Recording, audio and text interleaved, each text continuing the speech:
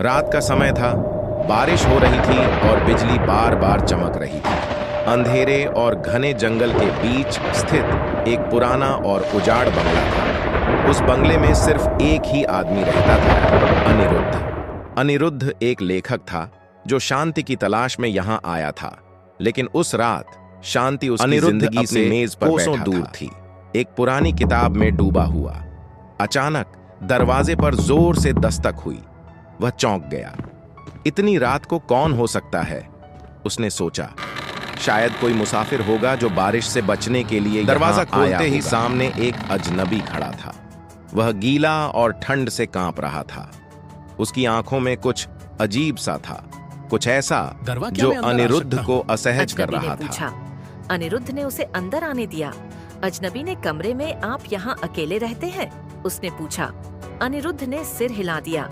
अजनबी ने हल्की मुस्कान के साथ कहा, अकेलापन कभी कभी बहुत खतरनाक हो सकता है।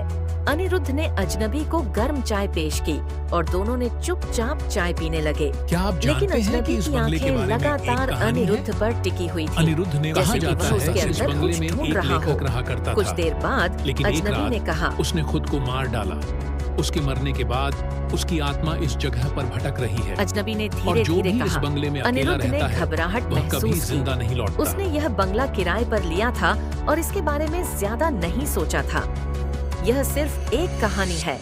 अनिरुद्ध ने खुद को दिलासा देने की कोशिश की, लेकिन अजनबी ने ठंडी आवाज में कहा, आंखों में एक अजीब चमक के साथ कहा, आप जानते हैं। यह सुनकर अनिरुद्ध का खून जम गया और मैं लौट उसकी आया। सांसें थम गईं। उसने देखा कि अजनबी का चेहरा अचानक बदल गया था, जैसे वह इंसान नहीं बल्कि कोई भूत हो।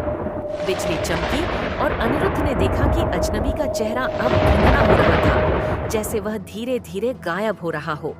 उस रात के बाद अनिरुद्ध को किसी ने कभी नहीं देखा। वह बंगला आज भी खड़ा है, परंतु अब कोई भी वहां रहने की हिम्मत नहीं करता।